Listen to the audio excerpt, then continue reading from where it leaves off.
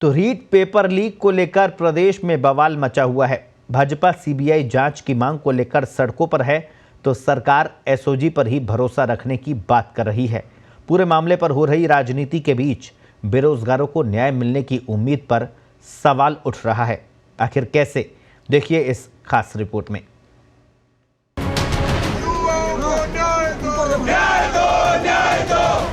इस बात की पूरे तरीके से, ठीक तरीके से जांच हो।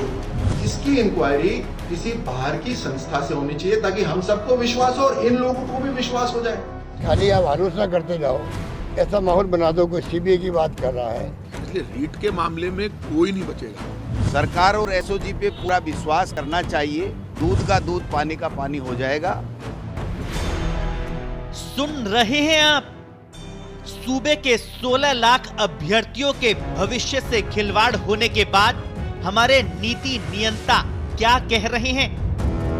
बेरोजगारों को रोजगार का वादा कर सत्ता हासिल करने वाले राजनीतिक दलों के ये बड़े चेहरे युवाओं को न्याय दिलाने की बजाय सियासी नफा नुकसान का गणित सेट करने में अपना दमखम लगा रहे हैं। रीट पेपर लीक का खुलासा हुए 7 दिन से ज्यादा हो गए हैं, मगर पूरे मुद्दे पर हो रही सियासत भावी सपनों के गुनहगार यानी पेपर लीक के मास्टरमाइंड तक पहुंचने में बाधा बन रही है। यही कारण है कि एसओजी की पूरी जांच परीक्षा कोऑर्डिनेटर प्रदीप पाराशर और रामकृपाल मीणा पर टिक गई है, जबकि माना यह जा रहा है कि पेपर लीक के तार बड़े चेहरों तक जुड़े हैं। जब सरकार सीएमओ का एक अधिकारी भी है, इसमें बड़ा कैबिनेट का मंत्री भी है, एसओजी मेरे को तो भरोसा है डॉक्टर पाराशर तक जाएगी और जारौली तक जाएगी, लेकिन उससे आगे नहीं बढ़ेगी। ये मेरे को विश्वास नहीं, उससे आगे इसलिए नहीं बढ़ेगी कि इसमें बहुत बड़े नाम आने हैं और करोड़ों का घोटाला है और हजारों लोगों को इन्होंने सत्ताधारी दल ने उपकृत किया है। रीट पेपर लीक मामले में माध्यमिक शिक्षा बोर्ड के अध्यक्ष डीपी जारोले की बर्खास्तगी, सचिव अरविंद सेंगवा का निलंबन, जयपुर कोऑर्डिनेटर की गिरफ्तारी के बाद सरकार ये दावा कर रही है कि दोषी बख्शे नहीं जाएंगे। प्रत्येक दोषी को रीट पेपर लीक में हुई गलती की कीमत चुकानी पड़ेगी। लेकिन सवाल ये कि पेपर लीक का असल मास्टरमाइंड कौन है? अगर सरकार सिर्फ रामकृपाल मीणा को ही मास्टरमाइंड मान रही है, तो फिर सवाल ये कि इन्हें किसकी सरपरस्ती थी। सवाल ये भी कि किसके संरक्षण में पेपर लीक हुआ।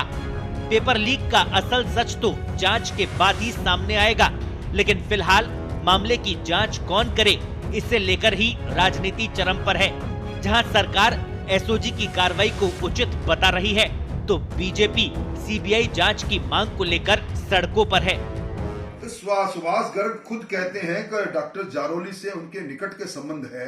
जब संबंध की बात आती है और खुद सुभाष गर्ग इस माध्यमिक शिक्षा बोर्ड के पूर्व सरकार के अंदर गहलोत सरकार में अध्यक्ष रह चुके हैं और उन्हीं की सिफारिश पर डॉक्टर जारोली माध्यमिक शिक्षा बोर्ड के अध्यक्ष बने हैं, तो निश्चित तौर पर संदेह का घेरा, एक उंगली उनकी तरफ भी उठी रही है कि राजस्थान की विधानसभा में चर्चा करवा देंगे, कोई दिक्कत नहीं है। हम कहेंगे, पहले आगे बढ़ करके कह देंगे मुख्यमंत्री जी से और हमारे विधानसभा अध्यक्ष जी से कि आप चर्चा कराइए जिस मुद्दे के ऊपर, चाहे वो रीट परीक्षा की बात हो, चाहे कोई दूसरा मुद्दा हो, चाहे अलवर वाला मामला हो, जो मर्जी है जिस पे चर्चा कराओ ना। मना कौन कर रहा है? इनको नोटंकी करनी है। नोटंकी के बादशाह हैं ये लोग, बात काम करने के बादशाह नहीं है। कोई कुछ कह रहा है, कोई कुछ कह रहा है, कोई कुछ कह रहा है, चाहे जैसे आरोप लगा रहे, चाहे जैसे बातें कर रहे हैं, इससे कोई फायदा नहीं होने वाला। बहरहाल पेपर लीक में रामकृपाल मीणा की काली करतूत सामने आई, तो अभी तक आंख बंद कर बैठे जेडीए को सालों पुराना निर्माण अतिक्रमण नजर आया। 2 साल से विधायक अशोक लाहौटी की लिखित शिकायत को नजरअंदाज कर रहे जेडीए ने पड़ोसियों को मोहरा बनाकर 3 दिन में ही अवैध बिल्डिंग को ध्वस्त कर दिया।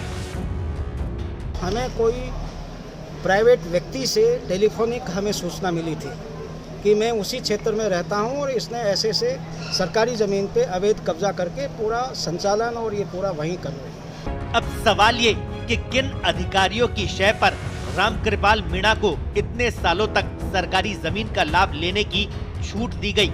सरकार को इन दोषियों की पहचान कर उन पर भी कार्रवाई करनी चाहिए। कुल मिलाकर रीट पेपर लीक का मामला राजनीति की भेंट चढ़ गया है। लाखों परीक्षार्थियों और उनके परिजनों की मेहनत और खून पसीने की कमाई पर डाका डालने वाले पहले भी मौज में थे और आने वाले समय में हकीकत से पर्दा उठेगा। फिलहाल की स्थिति को देखकर ये कहना बेहद मुश्किल है। स्पेशल रिपोर्ट, पत्रिका टीवी। न्याय दो, न्याय